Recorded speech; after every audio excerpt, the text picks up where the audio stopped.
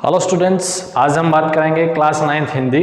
और आज जो चैप्टर पढ़ने जा रहे हैं वो हमारे सिलेबस का लास्ट चैप्टर है और चैप्टर का नाम है बच्चे काम पर जा रहे हैं। और इसके कवि और लेखक हैं राजेश जोशी। लेखक इसलिए कह रहा हूँ कि जो कविता हम जो पढ़ेंगे आज वो कविता ना होकर हिंदी में सामान्य रूप से लगेगी, लेकिन इसको कविता काव्य खंड में रखा गया है। इस कारण से कवि हैं राजेश जोशी, जो कि एक हमारे एक बहुत बड़े सामाजिक मुद्दे को लेकर इन्होंने हमारी एक कविता हमारे सामने रखी है, जिसका शीर्षक, जिसका टाइटल आप देख रहे हैं बच्चे काम पर जा रहे हैं। ठीक है, तो क्या ऐसी मुश्किलें होती हैं, क्या ऐसी चीजें हैं जो कि समाज उसको पूरा नहीं कर पा रहा है, या कुछ ऐसे जो हमारे सरकार के प्रयास हैं वो उनको उन तक नहीं पहुंच पा रहे हैं। तो कई सारे रीजन हैं, उनको लेकर हमारे सामने कविता रख रहे हैं राजेश जोशी जी। तो पहले आइए हम इनके जीवन परिचय के बारे में जानते हैं कि राजेश जोशी का जन्म 1946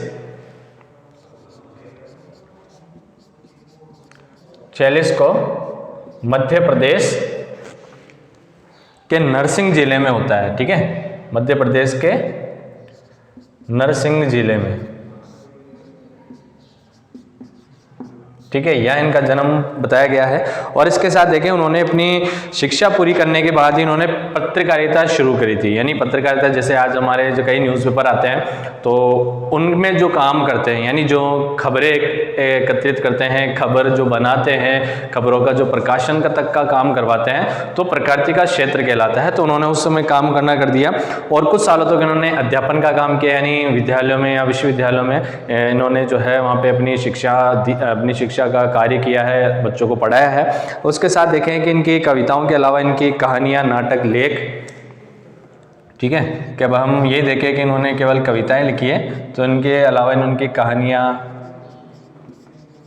नाटक, लेख, टिप्पणियां, ठीक है, इन क्षेत्रों में भी इन्होंने अपनी लेखनी चलाई है। ठीक है, तो उसमें देखिए जैसे कहानी हमारा एक बढ़िया मनोरंजन विषय होता है कि हम कहानियाँ पढ़ते हैं, कई धारावाहिक फिल्मों में हम कहानियों को देखते हैं, सुनते हैं। ठीक है, इसके अलावा जो कहानी लेखन का कला है वो भी इनमें उत्कृष्ट माना गया है। इसके अलावा इनके आते हैं नाटक, जो कि कई सारे नाटक लिखे जाते हैं। सीरियल जो होता है, फिल्मों में जो होता है, नाटक के तरह ही होता है कि उसमें अलग अलग पात्र होते हैं, अलग अलग जो उनके भाषा संवाद होते हैं, डायलॉग्स होते हैं, कैरेक्टर होता है।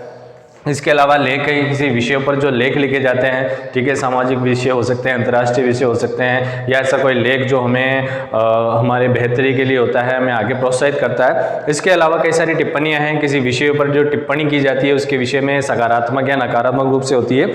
इसके साथ साथ देखें इन्होंने कुछ नाट्य रूपांतर भी किए हैं, नाटकों का रूपांतर भी किया है उसको। जैसे एक होता है कि हम एक, जैसे राजा महाराजा की एक कहानी होती है कि जैसे बच्चों के लिए कहानी होती थी, छोटे बच्चे होते थे कि चूहा और एक शेर, ठीक है ना। हम एक कहानी तो यूँ कहते हैं कि एक जंगल में एक बार एक शेर था, फिर उसे चूहे से मुलाकात होती है। या फिर हम कहें कि उसको अगर हम डायलॉग से बांटें कि जंगल में जो शेर का डायलॉग क्या होता है, चूहे का डायलॉग क्या होता है, दोनों किस तरह बातें करते हैं, क्या क्या घटनाएं होती है। तो इस तरह के नाटक लिखे भी जाते हैं, बताए भी जाते हैं।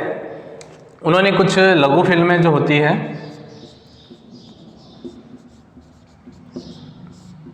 लघु फिल्मों के लिए इन्होंने क्या करा है, पटकथा लिखी है। कहानी का जो आधार होता है ना, कहानी के वास्तव में जो फिल्में होती है उसमें कहानी तो होती है, कोई ना कोई कहानी बेस करके जो लिखी जाती है, उसके लिए उन्होंने भी जो छोटी तरह की फिल्में होती थी उसमें उन्होंने अपनी लेखनी चलाई है। इसके साथ भी इनके देखे उन्होंने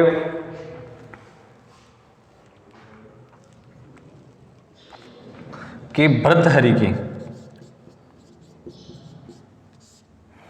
आगे इनकी एक आ रही है कि भृत्य की कविताएं जो होती थी, ठीक है, उसका उन्होंने अनुरचना जो थी उसकी, यानी दोबारा उसको किस रूप में रखा है, दोबारा अनुरचना, यानी उसके नए सिरे से रचना की थी, भूमिका कल्पतरु।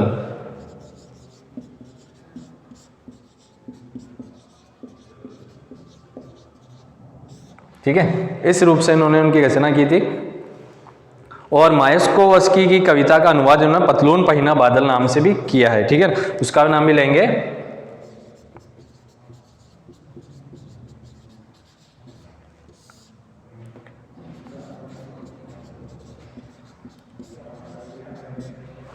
रचना का जो अनुवाद था वो पतलून पहिना बादल।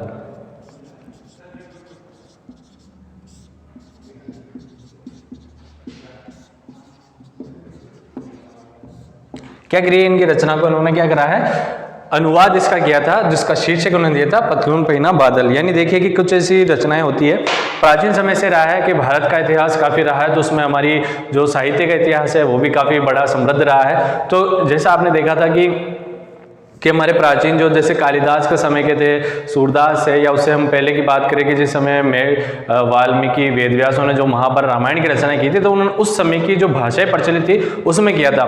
फिर आपने देखा था कि हमारे राजनीतिक स्थिति ऐसी हुई थी कुछ समय आगे जाकर, जो मध्यकालीन युग की बात करते हैं जिसमें हमारे यहाँ मुगलों का शासन हुआ था, तो मुगल देखिए नई भाषा नई लिपि के साथ हमारे भारत आते हैं, तो उस समय उन्होंने अपनी राजभाषा, राज्य की जो भाषा है, देश की जो भाषा है, उसको एक रखा था, उर्दू फारसी में ही काम करेंगे। तो उनके साथ जितने भी विद्वान आए थे उन्होंने क्या करा, जो प्राचीन भारत की जो ऐसी गरिमामयी जो साहित्य था उसको अपनी भाषा में अनुवाद करके लिखा है, चाहे इसमें पंचतंत्र की कहानियां हो, चाहे कोई बड़े विषय भी रहे हों, कि उनमें जिसमें इसमें जीवन का सार देखने को मिलता है, कर्म का सार देखने को मिलता है, उनकी रचनाओं का अनुवाद वो अपनी रचनाओं में करते आ रहे थे। ऐसे काम राजेश जोशी ने भी इनकी रचनाओं का अनुवाद करके किया है। आगे देखिए, इनके साथ साथ भाषाओं के साथ उनको हिंदी भाषा के साथ अंग्रेजी, रूसी और जर्मन भाषाओं का भी इन्हें काफ़ी अच्छा ज्ञान था, और इनकी अधिकतर जो रचनाएं हैं वो इन भाषाओं में भी प्रकाशित हो चुकी है, यानी इन भाषाओं के जानकार रहने के बाद आगे अगर हम देखें इनकी काव्य संग्रह के बारे में, तो यहाँ से मैं मिटा रहा हूँ, ठीक है।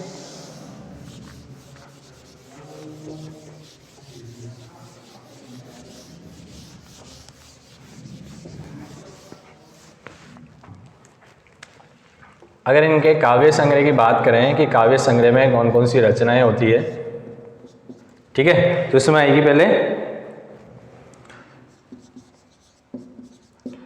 एक दिन बोलेंगे पेड़, मिट्टी का चेहरा,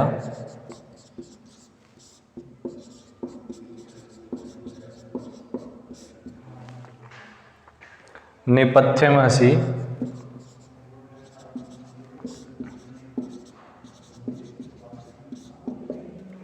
तो ये इनकी क्या मूल जो काव्य संग्रह की रचनाएं हैं वो ये सारी हैं कि एक दिन बोलेंगे पेड़, मिट्टी का चेहरा, नेपथ्य में हंसी, ये इनका प्रमुख काव्य संग्रह माने गए हैं, ठीक है। तो इनके आगे हम देखें कि पुरस्कारों में जो है कौन कौन से पुरस्कार इनको प्राप्त हुए थे। माखनलाल चतुर्वेदी पुरस्कार,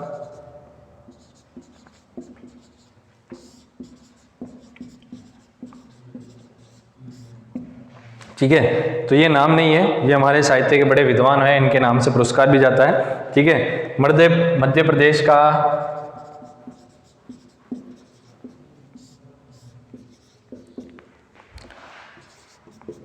शासन शिखर पुरस्कार,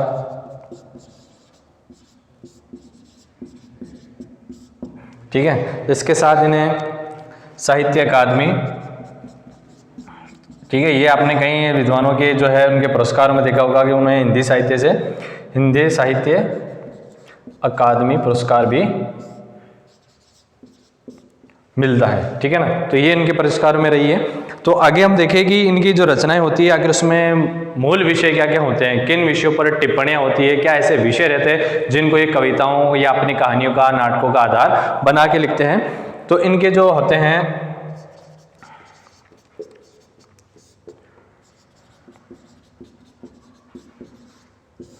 सामाजिक विषयों पर इनकी जो रचनाएं होती है, ठीक है, जिनमें सामाजिक मुद्दे हमारे पाए जाते हैं। इसके अलावा वह जीवन के संकट से भी गहरी आस्था रखती है, यानी जीवन जीने के जो संकट आ रहे हैं, जो परेशानी आ रही है, उन विषयों पर भी यह काफ़ी बात करते हैं। उनकी कविताएं में जो होती है देखने को क्या मिलती है, स्थानीय बोली, ठीक है। किसी भी आप बात को समझाते हो तो हमारी क्या होती है कि साधारणतः जो आम चाल में जो भाषाएं प्रचलित होती है उसी भाषा में, उसी बोली में उनका प्रचलन किया जाता है, ठीक है। मिजाज यानी जो कहने का तरीका होता है, ठीक है ना, ये हमारी बात करने का तरीका होता है। जैसे हम आम चाल में एक जगह रहते हैं, जैसे ठीक है ना, हम यहाँ एक जगह रह रहे हैं, तो हमारे यहाँ जो बोलने का तरीका होगा सब में एक तरीका पाया जाएगा कि वो लोग बात को किस तरीके से आपके सामने रखते हैं, उनका तरीका क्या होता है, बोलने का तरीका क्या होता है, अपने किसी बात को सामने रखने का तरीका क्या होता है। तो वो सारे तरीके इनमें, इनकी भाषाओं में, इनके लेखन के विषय में पाए जाते थे। ठीक है। इनकी आगे देखिए, काव्य लोक में इनकी आत्मीयता और लयात्मकता विद्वान है, यानी काव्यात्मक में यहाँ बात करें कि काव्य का जो एक गुण होता है वो उनमें पाया जाता है। जो काव्य में एक लय चलती है कि जिसमें आगे कहानी को बढ़ाया जाता है, कविताओं को बढ़ाया जाता है, वो चीज़ भी इनके विषय उनके लेखन में पाई जाती है। तथा इनमें एक चीज़ देखने को मिलती है कि जो मनुष्यता को बचाए रखने का काम करती है, कि मनुष्य में मनुष्य का गुण मौजूद रहे। ठीक है ना, ये बहुत बड़ी बात होगी। आदमी मनुष्य तो दिखता है किसको दो पैर दो हाथ है, शरीर उसका दिख रहा है कि मुंह बना हुआ है आराम से उसके, लेकिन एक इसके अंदर जो गुणों की बात होती है, ठीक है, कि गुण उसको अलग रखते हैं। मनुष्य तो हो जाता है, हम किसी को कभी कई बार कहते हैं कि तू गधा है, तू पागल है, ये ठीक है, वो जानवर की तरह, तो यानी हम देख रहे हैं वो है तो मनुष्य है, लेकिन वो करता क्या है कभी कभी कि वह उन जो पशु के समान व्यवहार करने लग जाता है, तब हम उसे ऐसी उपाधियां देते हैं। तो मनुष्य होने के लिए केवल आपका एक बढ़िया शरीर होना जरूरी नहीं है, उसमें आपके मानवीय गुणों का होना भी काफ़ी जरूरी होता है, कि आप में ऐसे गुण हो जिससे आप लगे क्या वाकई में क्या हो, एक इंसान हो, अच्छे एक दिन आदमी से लगते हो। ठीक है, तो दुनिया के नष्ट होने का जो खतरा आता है